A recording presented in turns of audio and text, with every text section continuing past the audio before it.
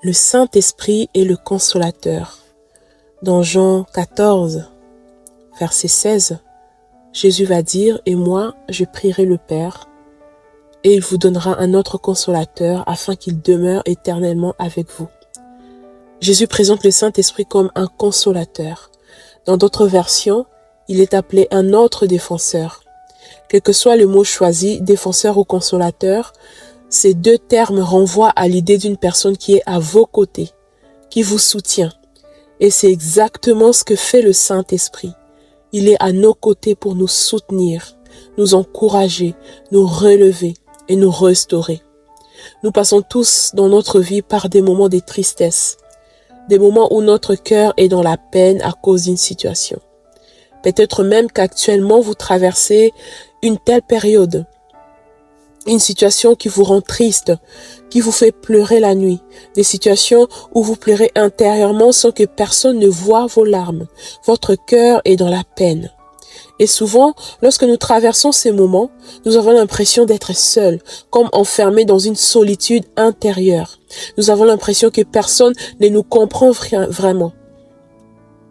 Mais le Saint-Esprit te dit ce matin, mon enfant, tu n'es pas seul, tu n'es jamais seul. Je veux te procurer le réconfort dont tu as besoin. Je veux te donner la consolation dont tu as besoin.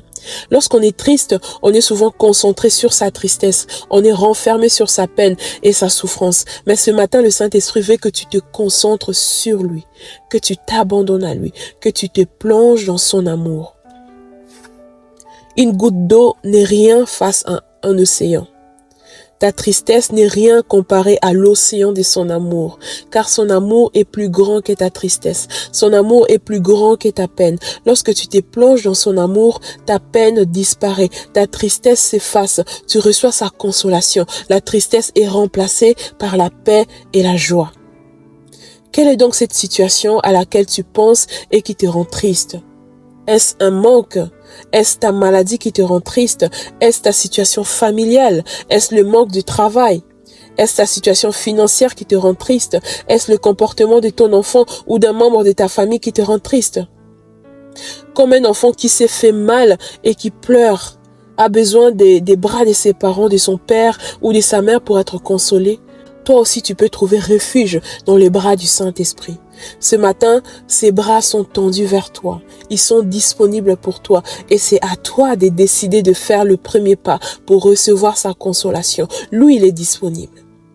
Alors abandonne-toi à lui, cours dans ses bras et laisse-toi réconforter, laisse-toi consoler, abandonne-toi à lui dans l'adoration. L'adoration te permet de te concentrer sur Dieu et non sur ta tristesse. Et pendant que tu adores, alors que cette adoration monte du plus profond de ton cœur, le Saint-Esprit accomplit son œuvre de consolation. Son amour te guérit, même si cela est douloureux. Tu peux adorer dans sa présence, même avec des larmes. Son amour est là pour te guérir.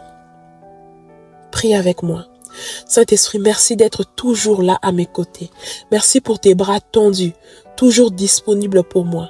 Aujourd'hui, j'ai choisi de faire un pas vers toi. J'ai choisi de te remettre ma tristesse, ma peine et ma douleur. Et je tourne mes regards vers toi. J'ai prié pour toi. Oui, je prie que l'amour du Saint-Esprit, cet amour de Dieu qu'il répand dans nos cœurs puisse te consoler, guérir ton cœur et te donner la force d'avancer. Parce que souvent, la tristesse peut nous empêcher d'avancer. Ce matin, je prie que le Saint-Esprit te redonne la force d'avancer, la force d'espérer. Même si ta situation ne change pas immédiatement, je prie que le Saint-Esprit remplace ton désespoir par l'espérance que les choses peuvent changer. Oui, Dieu n'a pas encore dit son dernier mot. Quelle que soit la situation qui te pèse, je prie que Dieu mette en toi cette conviction profonde qui n'a pas encore dit son dernier mot. J'ai prié que tu puisses expérimenter les paroles de ce psaume qui dit « J'ai cherché l'Éternel, il m'a répondu, il m'a délivré de toutes mes frayeurs. » Quand on tourne vers lui le regard, on est rayonnant de joie et le visage ne se couvre pas de honte. J'ai prié que le Saint-Esprit réponde à tes prières par son réconfort et sa consolation et que toute tristesse soit changée en joie, que tu sois rayonnant de joie et que la honte soit remplacée par l'allégresse. Amen.